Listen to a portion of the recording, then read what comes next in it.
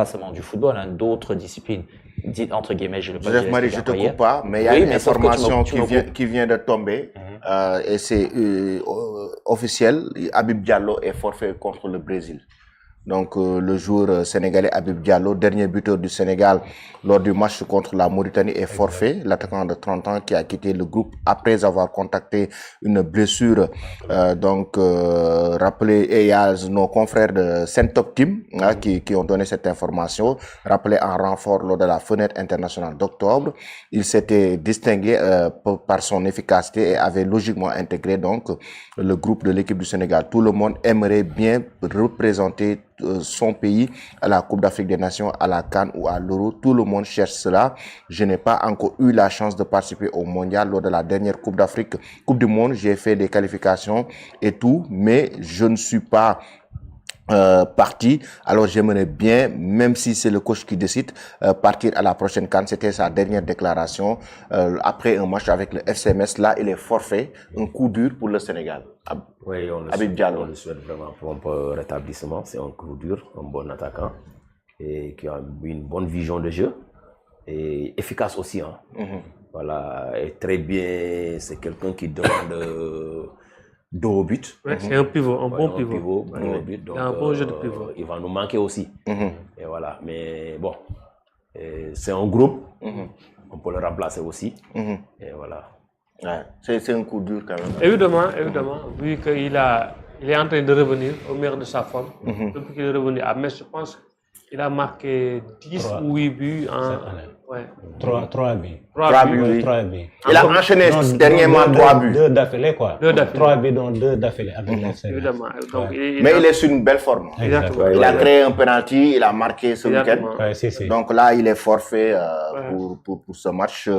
On connaît la durée ou bien? Pas encore. Mais si c'est ce match, il a encore la chance de partir à la CAN. Exactement. Donc c'est juste par rapport à ces 2 matchs amicaux, oui. Bon, c'est un coup dur. Bon, Habib Diallo a fait d'énormes sacrifices pour revenir en France. Oui. Là, il respire la forme. Il commence à marquer des buts avec le FCMS. En sélection aussi, il avait marqué face à la Mauritanie. Mais quand même, les autres attaquants peuvent faire le job. Espérons qu'il va rapidement se remettre à cette blessure-là et faire partie du groupe qui disputera la prochaine CAN, si l'on sait que c'est son objectif. Là, on a deux absents. Ouais. Bon, il y a Habib Diallo qui avait pris la place de Boulaye. Boulaye est de retour. Ouais, mais je veux dire, Habib avait brisé quand même cette hiérarchie. À un moment donné, il était absent, on lui ouvre la porte, il vient et il s'impose. Il s'impose, il reste dans l'effectif parce qu'il avait marqué récemment avec l'équipe du Sénégal. Maintenant, cette blessure va encore une fois le faire sortir du groupe pour revenir. Il lui faudra encore prouver dans 2 mois par rapport à la CAN parce que quand même, les places actuellement coûtent cher en équipe nationale. Tout à fait. Et c'est ça qui est arrivé au Maroc. Hein. Au Maroc, bon, ils ont plus de presque 4 blessés, à commencer par Hakimi. Probablement, il ne sera pas à la CAN. Donc, voilà, c'est la vie du sport. Hein. C'est les réalités du sport. Aujourd'hui, moi, je dis que le Sénégal fait peur. Hein. On est stable, on est cohérent.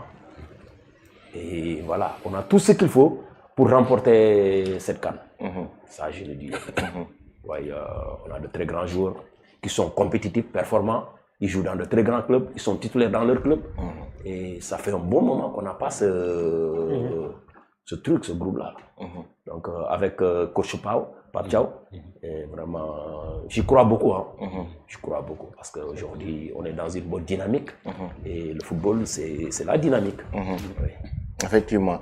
Ça veut dire que les autres attaquants aussi doivent prouver quelque chose. Chérif Ndiaye, en l'occurrence, par exemple, il n'a pas assez de temps de jeu en équipe nationale, mais c'est un très bon joueur. Oui, mais Chérif, on lui a offert pas mal de temps de jeu. Ouais. Il faut reconnaître. Mais aussi. il entrait aussi en deuxième période. Oui, mais Habib Diallo, à chaque fois, il rentre, il est décisif. Il fait son match, il est décisif.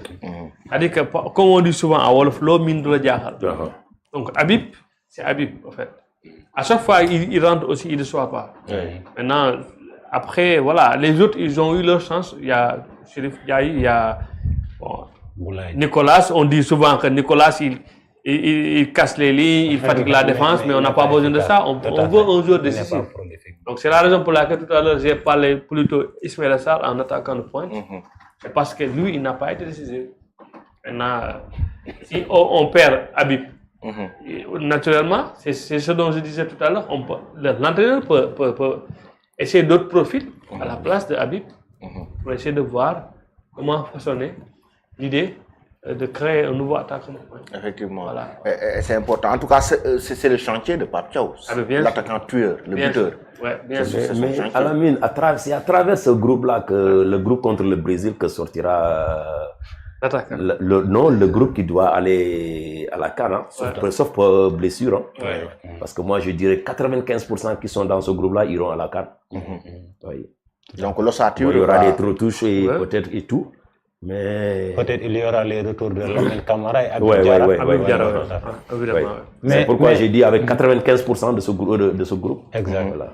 Oui. Mais j'ai une question. Où est notre ami El Hadj Diouf? Je ne l'ai pas vu avec les Lions. Si, il est avec les Lions. Si.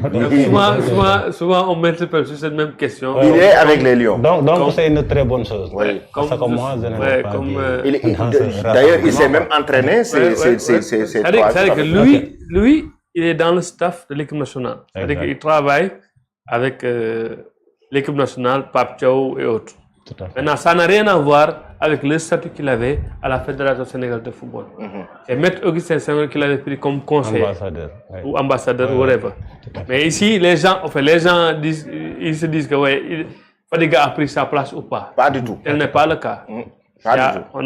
Nous étions en élection avec le président Abdoulaye Fall. Donc, on a élu Abdoulaye Fall. Abdoulaye Fall a choisi Khalilou Fadiga comme conseiller de relations extérieures. Exact. Voilà. Ça n'a rien à voir avec le statut le statut El Hadj Diouf et autres. Lui, il s'entraîne même. Il va plus loin. Hier, je l'ai vu dans la séance d'entraînement de l'équipe du Sénégal. J'ai vu El Hadj Diouf avoir une discussion même avec Pape Thiaw avant même la séance. Maintenant, il faudra demander, par exemple, dans l'étalage de Pape Thiaw, quelle partie, lui, il est inséré.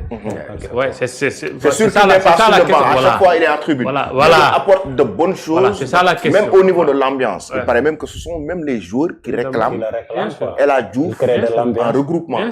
Parce que, en fait, pour moi, c'est une bonne chose d'avoir une légende comme El Hadj Diouf du Ballon d'Or en plein regroupement. À chaque fois que vous venez, en fait, il est là. C'est le rôle que Bokandé jouait. En fait, c'est quelqu'un qui est là. Il te dit, écoute, j'ai fait ça et ça et ça, c'est à toi d'aller relever ce défi. Il taquine même parfois sur les réseaux, tu vois les vidéos, attention, j'ai été double Ballon d'Or, est-ce que tu seras ça, est-ce que tu marqueras quel but? Et ça, c'est à plaisanterie, mais quand même, c'est des défis que les joueurs doivent relever. Avoir un El Hadj Diouf, c'est toujours une référence dans cette équipe du Sénégal. Tout à fait. Mais à la mine, tu sais que le poste d'El Hadj Diouf, quand il était là, c'était un poste très politique. C'était tout d'abord, il faut que les gens se rappellent. C'est le président Macky qui l'avait nommé conseiller sportif. Oui. Il avait un rang de ministre. Oui, mais ça, pas par rapport à l'équipe nationale. Attends.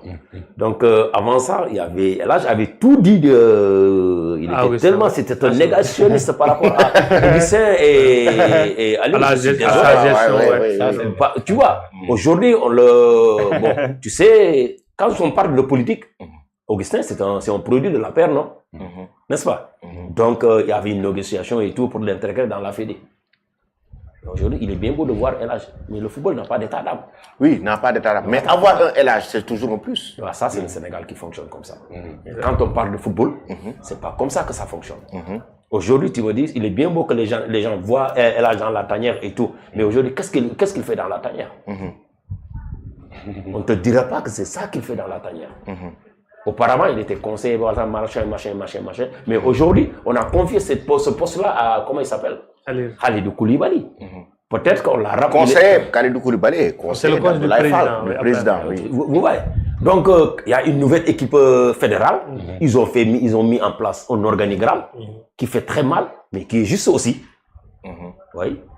Parce que quand on me nomme président, j'ai le droit de nommer mon ami. C'est mon ami de confiance. C'est une personne de confiance. Moi, je dis qu'Abdoulaye Fall n'avait pas confiance à Elhadj ou bien ils n'ont pas les mêmes... Non, mais Elhadj, il a fait campagne avec Augustin.